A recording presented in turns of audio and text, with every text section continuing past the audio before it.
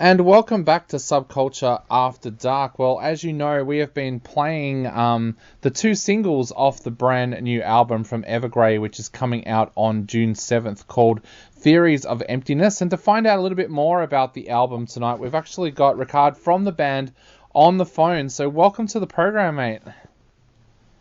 Thank you, Dave. I'm glad to be. Ricard, this is an absolutely amazing album. I've had a chance to sit down and take a listen to it, and it is just absolutely amazing. So I was wondering if you could tell us how you feel with the album about to come out now. It feels great, and to be honest, we're a little bit spoiled now because it seems like the response has been like totally fantastic, and we really didn't know when we listened to the final result. We really didn't know how people would react to this. So we're overwhelmed by how the reaction has been so far. Your fans have loved your music for so many years. What did you feel about this album that made you think that perhaps this album people may feel a little bit differently about it? It's always okay. We released a lot of albums, but you're always a bit nervous when it comes to release a new one because you never really know. And I don't know, it felt a little bit different, this one. Of course, it's still Evergrey. You can hear it's Evergrey, but it was something a little bit different about it, and we were not sure if that was a good or a bad thing. But so far, it's been a good thing. Well, it's not released yet, so we heard mostly from journalists and critics. But so far, the response has been fantastic, and we really hope the fans will appreciate it as much as well. Definitely. I know that progression is a very big thing for all of you, especially with the band. Talk us through those initial discussions when you sat down to work on this album. What did you want to do this time around that was different to what you had done in the past? Well, we pretty much always, like when we start a project for a new album, we meet up and we share ideas and riffs that we have. And this time, our bass player Johan, who's never really written one song from the previous albums, but he came with like a bag full of ideas and riffs, and that was kind of surprising to us. And it was such high level of so much quality, and we were really surprised. So it was something new. But we felt this is really good stuff. So we started to work right away, mostly with his ideas. Then we, of course, have some ideas from the rest of us as well. But the difference on this album is that the most of the ideas actually comes from Johan from the beginning. So that was a bit different for us. So has he been hiding a songwriting talent from you guys for years now? Yeah, he has, and actually it was thanks to a little bit thanks to Jonas, our drummer, who traded a computer to a bass, and so Johan got a computer, and then he started to fool around with ideas, and I mean he just overflown with good stuff. So it's really amazing and surprising. So how did that change the process for the rest of you then, with his ideas coming to the table and forming the skeleton of this album? How did that change then things for the rest of you? Well, we could mainly focus on like arranging, and I mean there's still a lot of work to be done, but we could focus on arranging and develop his ideas. And we didn't really have to think about creating new stuff for ourselves. So it made it a lot easier in that way, and we could like get to the chase right away instead of inventing new stuff. So we had like you said, the skeleton of a lot of great songs. And then we just work in the same way we usually do. We make the ideas like Evergrey-ish, and we arrange it in the way we feel is interesting. And sometimes you need some more parts, maybe in a song or stuff like that. And then when Tom writes, Tom always writes the lyrics and the vocal lines. And when you put that on those ideas, it's instantly like Evergrey. So it was a convenient way for us this time, with not much pressure and just fun work, actually.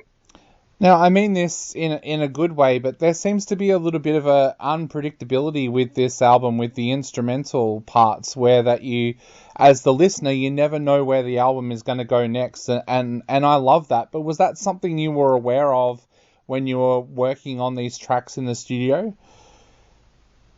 No, not really. We just focus on taking each song, one song at a time, trying to do the best of it. And then, of course, I mean, we make albums. We don't make singles. So we want to have like maybe it's not a concept album, but you want something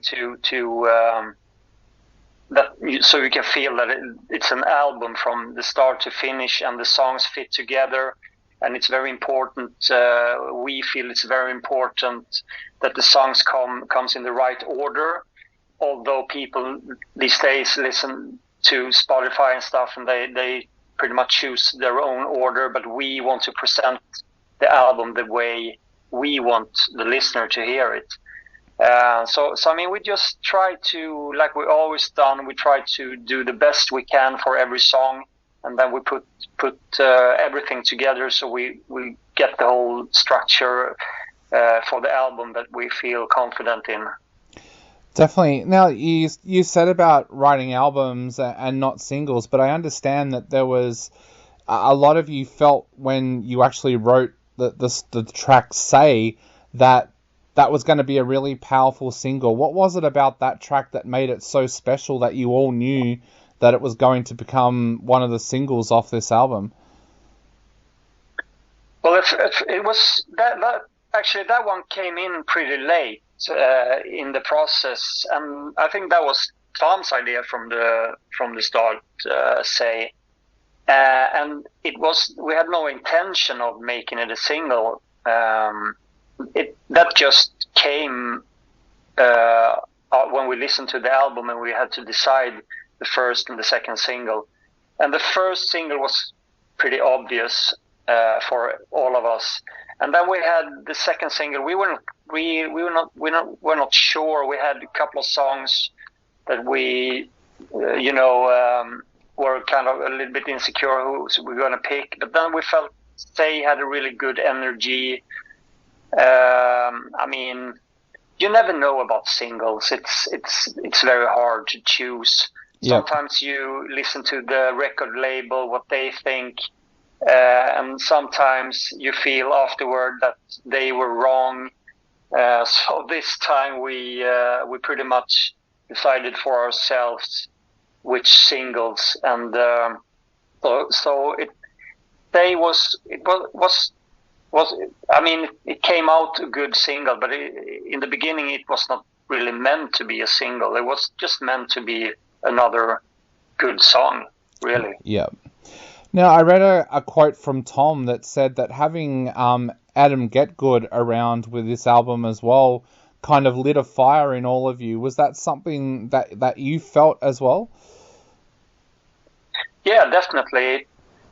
We've been working with Jacob Hansen for the last 5 albums or something.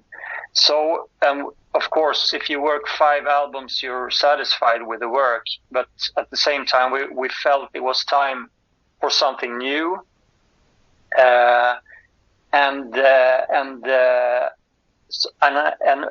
when you get a new guy in the process, you get a little bit on your toes.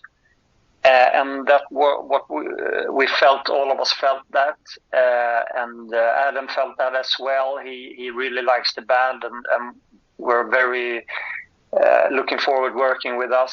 So I think that was a really good for decision to get him try out something new in that matter. And I think the result is excellent. So, and then we'll see what happens next time. But for this album, he was just perfect. Definitely. Now, of course, you had some interesting guests working on this album as well. You had Jonas from Catatonia come in, but you also had Tom's daughter, Selena, working vocals on a track as well. What was it like bringing people like that in to work with? It's always nice. We like it. We had James Labrie. We had Floor from Nightwish.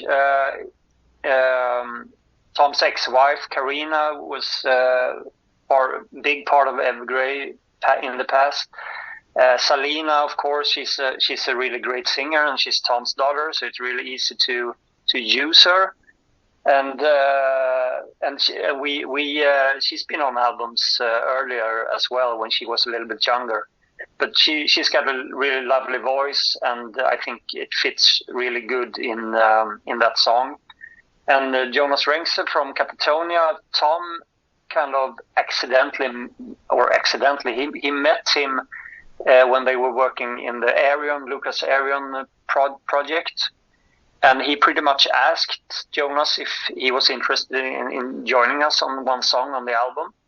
And they became good friends, and he really liked the idea.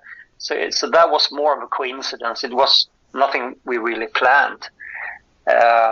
But everyone in the band loves Catatonia, so we were happy as well that he wanted to do it, and also the result was really great. So no, it was great.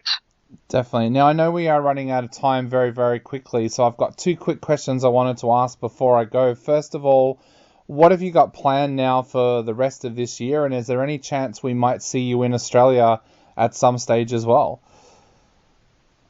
Well, we're rehearsing right now a lot, and we're going to start with the South American tour in June, and then we have summer festivals in Europe. We have a Scandinavian tour in like September, and then a really long European tour in the fall. Then we don't really know. I would love to come back to Australia. We've only been there once, but it was super. So I would really love to come back. Although I haven't heard anything. I haven't heard anything about anything for next year. So we'll just have to wait and see what happens. Definitely. And to finish off, what would you like to say to your Australian fans who are listening at the moment, who are about to sit down and listen to Theories of Emptiness on June 7th? Well, I hope you will like it. I hope you will find it interesting and something fresh, although you will recognize Evergrey if you're an Evergrey fan from before. So I really hope you will appreciate the new album. And just talk about Evergrey in Australia, and hopefully we can come back one day and do some shows. That would be awesome.